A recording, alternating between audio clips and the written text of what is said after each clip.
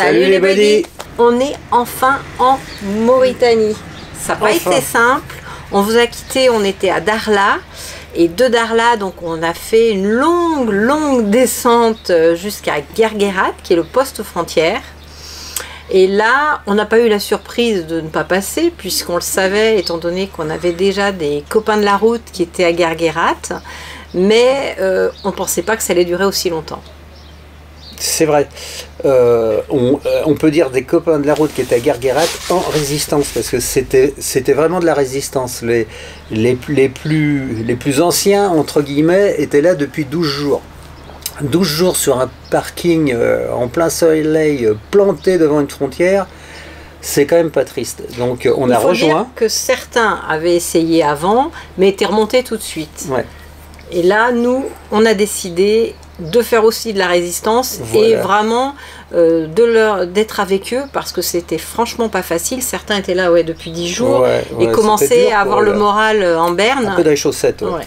Et nous, on a dit, on reste et on va essayer de comprendre ce qui se passait. Est-ce que tu peux résumer un peu Ouais, et puis de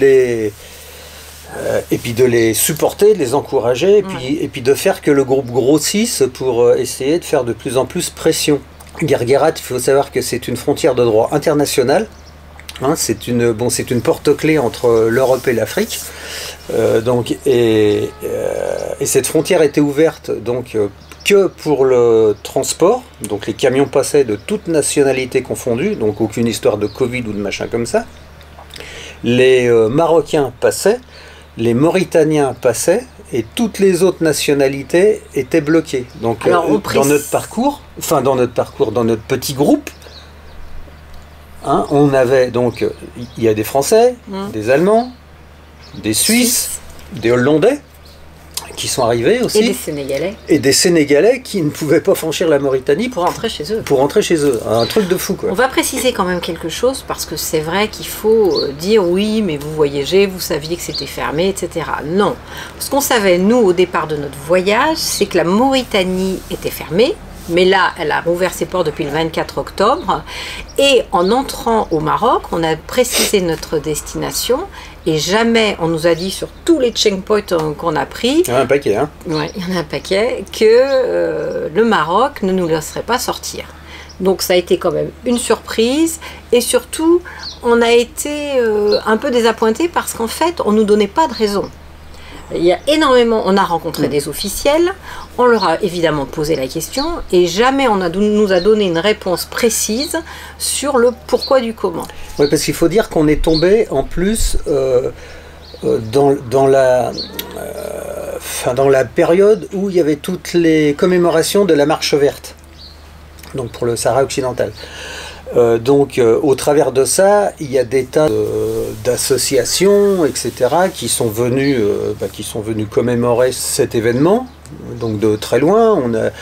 Il y a eu des groupes de motards de Rabat, très gros groupes, des groupes de femmes, des associations diverses et variées qui ont fait que des officiels se sont déplacés. Le gouverneur de Dakhla qui s'est déplacé, donc avec un aéropage, etc. Des autorités militaires, des autorités de police, etc. Donc tous ces gens-là, parce qu'on savait vraiment pas quoi faire, et en plus on avait strictement aucune information du pourquoi du comment. Malgré que Daniel, donc, qui faisait partie de notre groupe, a été vraiment sur tous les feux, que ce soit au niveau des ambassades, la nôtre, que ce soit au niveau même de notre président pour essayer de faire bouger les choses. Il a contacté énormément les ambassades, les consulats, les appuis en Mauritanie qui comprenaient pas trop en fin de compte. Mais si ça va ouvrir. On était pris. On va pas vous raconter toute l'histoire et vous verrez plusieurs détails quand même dans la vidéo, mais il faut comprendre que nous on ne remettait pas en cause, et d'ailleurs on a été très bien accueillis à la frontière. Ouais, c'était sympa, quoi. On a quand même passé des très bons moments, mais on était pris dans l'étau de quelque chose qui était à la fois politique, à la fois peut-être pour nous protéger, mais si on nous protégeait, il fallait pas donc du tout... Il fallait protéger tout le monde à ce moment-là. C'est ça, en fait c'était pas très clair. Et je pense, et on va conclure là-dessus, je pense que... Bon, le temps a été tellement long sur ce parking que... Non, franchement, c'était... Et encore, on n'était pas les plus à plaindre, puisque certains étaient en voiture, vous le verrez. Bon, nous, on n'a passé que 7 jours. Mais ce qui était déjà pas mal. Ce que l'on peut dire, en tout cas, c'est que cet événement ne remet pas du tout en cause, évidemment, le plaisir qu'on a eu à traverser le Maroc et à y vivre pendant plusieurs semaines. Par contre, on peut dire et on peut saluer tous nos copains de la route qui sont restés pour faire le forcing parce qu'on voulait vraiment passer, et on a eu gain de cause, donc c'est franchement... Ouais, parce que ça n'a pas été un hasard. Un jour, ils sont arrivés, un soir, il y avait 5-6 donc policiers, douaniers, voire plus, avec des machins partout, qui sont arrivés et qui nous ont dit « Demain matin, on vous laisse passer. C'est exceptionnel, votre groupe passera. » Donc le lendemain matin, on a attendu. En fin de compte, le lendemain matin s'est transformé en lendemain soir, mais peu importe. Et suite à ça, bon, je pense que ça a été déclencheur de l'ouverture permanente de la frontière. Parce que ça ressemblait plus à rien, sachant qu'ils avaient fait passer un groupe et qu'ils savaient pertinemment qu'il y avait d'autres gens qui étaient en train de descendre. Donc le problème se serait renouvelé, ça serait devenu un vrai sac de nœuds. Donc on est content évidemment pour nous et le petit groupe qui a résisté. Et ils ont ouvert. Mais on est content pour tous les autres voyageurs qui maintenant peuvent passer tranquillement cette frontière. Voilà, et on vous fait cette petite intro, grande intro longue de Chinguetti. Donc Chinguetti, Mauritanie, vous savez, la vieille ville avec les bibliothèques et tout et tout. Et on peut vous dire que les Mauritaniens sont absolument ravis parce que le tourisme pour eux c'est très très important. Mais on vous montrera tout ça dans une prochaine vidéo. On dit rien. Parce qu'il y a très belles choses à voir en Mauritanie. Même nous, si on y avait déjà été, on est agréablement surpris de tout ce qu'on découvre encore. Et vous verrez dans d'autres vidéos qu'en plus on a accompagné une association qui venait en mettre en place des puits. Mais on vous parlera ça beaucoup plus tard. En tout cas, merci les buddies de nous suivre de plus en plus, même si on reste une toute petite chaîne YouTube. Alors n'oubliez pas de vous abonner s'il vous plaît pour nous aider à grimper un peu. Ça nous fait toujours plaisir et on vous dit à très bientôt. Salut les buddies. Premier matin de campement à Guerguerat. On est au milieu des camions. On a passé une bonne nuit, c'était calme. Guerguerat. Salut Laurent, tu fais quoi là? Je compte les jours passés ici au poste frontière de Guerguerat. Donc un bâton égale une journée. Ici les Marocains sont très très gentils avec nous, c'est très sympa. On aimerait bien passer de l'autre côté quand même, on comprend pas pourquoi, mais voilà. Donc on compte les jours, j'en suis à mon 8e jour. Tu peux nous parler un peu de ton projet? Alors l'objectif c'est de rallier le Cap. C'est une traversée en solitaire sans assistance. D'accord, et tu partais d'où? Donc de Paris. Paris, le Cap, Paris. Voilà, ça c'est l'objectif, c'est grosso modo 40 000 km, plus les détours et les galères. Donc ça fera peut-être 45 000 km. C'est un objectif sympa puisque la voiture a 45 ans. Alors, Laurent, on se retrouve dans ton bolide et j'aimerais bien que tu m'expliques comment tout ça fonctionne, ce qu'il y a, parce qu'il y a énormément de choses là. Alors, c'est une Toyota Celica Fastback de 1976. C'est les premières Toyota Celica à version Aion. Un modèle un peu rare, mais c'est un véhicule qui ressemble un peu à la Ford Mustang. Donc elle a été renforcée, elle est équipée d'un arceau de sécurité.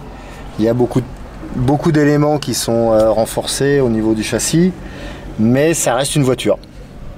Et oui. Voilà. Donc, mais il y a énormément d'équipements. Est-ce que tu peux m'expliquer au niveau électronique? Il y a pas mal d'équipements. Il y a une petite installation son très sympathique avec un autoradio vintage, mais qui est modifié pour écouter des MP3 et qui est raccordé ici à un ordinateur. qui me donne mon positionnement en temps réel. En dessous, j'ai la gestion pour les caméras vidéo qui me permet de faire du live en différé. Voilà, derrière, j'ai les amplificateurs de puissance pour le son, avec des régulateurs de tension pour l'ordinateur et le son, qui me permet de stabiliser le courant et de pouvoir éteindre et redémarrer le moteur avec les ordinateurs allumés. Voilà, donc il y a des caméras, la voiture est équipée de 3 caméras et de 5 supports. Donc je peux bouger les caméras, ça me fait 5 angles de vue différents. Alors la couchette, il suffit de mettre les clés, les pieds sous la boîte à gants et la tête dans l'arceau au fond. Ah oui. Donc comme je suis pas très grand, ça passe. Le vrai baroudeur. Mais la tête, elle est ici, sous les tubes arceaux. Et...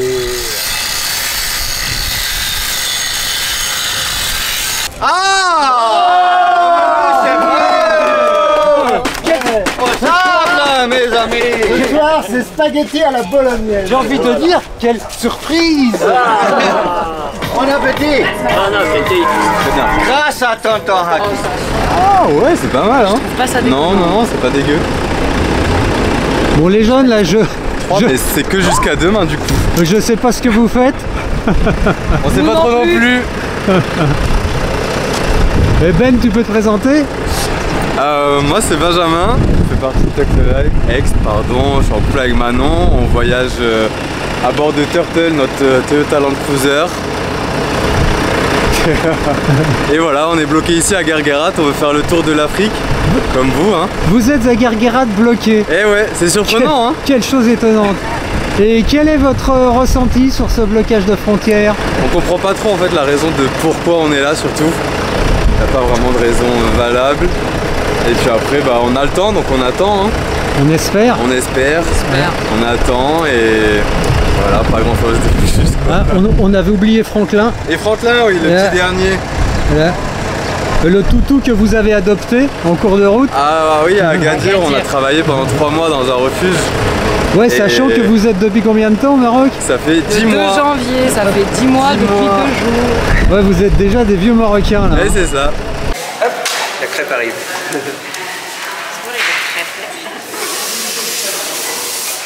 Madame crêpe. Hein? Madame.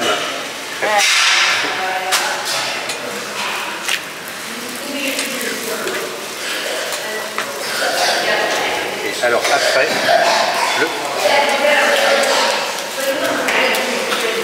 le plus compliqué.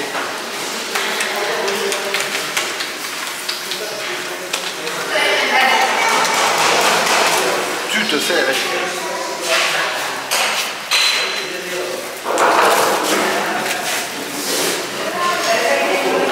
Au niveau diététique, je suis pas sûre. Guerguerat qui est la frontière au bout du Maroc, Sahara marocain qu'on appelait jadis Sahara occidental. Cette frontière qui est le seul passage routier entre le Maroc et la Mauritanie nous est interdite au niveau du franchissement sortie Maroc, ce qui nous surprend beaucoup. Alors on est arrivé ici environ, enfin pas environ, il y a 9 jours nous ici. Seul problème qu'on n'avait pas imaginé, c'est qu'on pouvait avoir une frontière ouverte d'un côté, fermée de l'autre. Alors qu'en passant à Tanger, on a déclaré notre destination à la douane qui était la Mauritanie.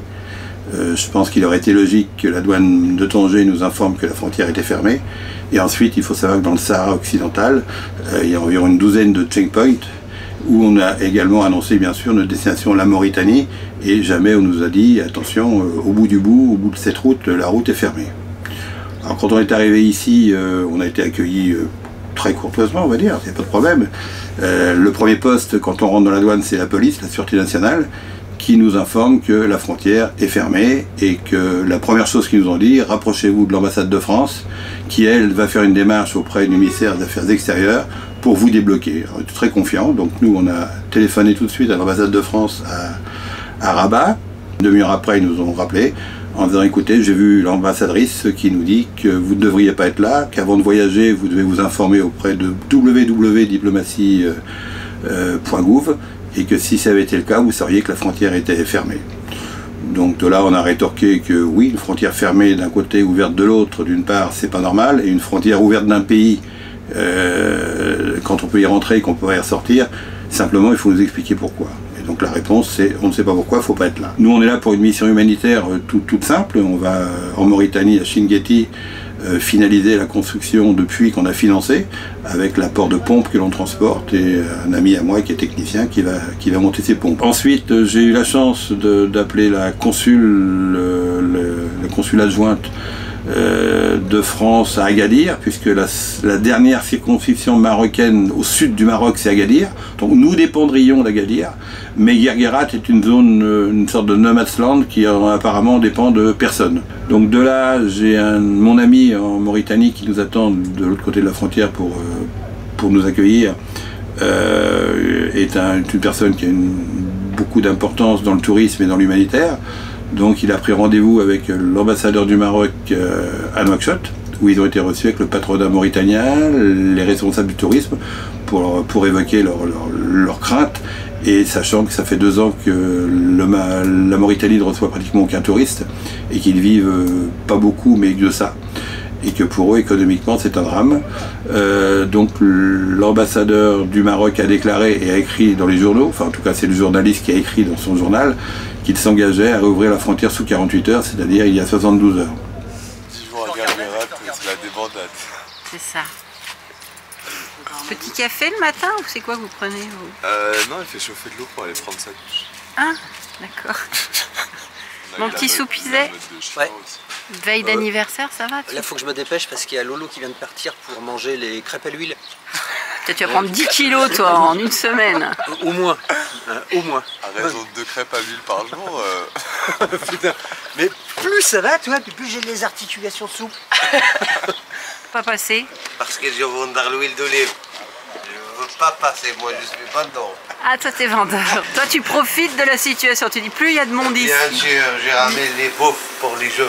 Je fais des plaisirs pour les jeunes. Il a bloqué ici.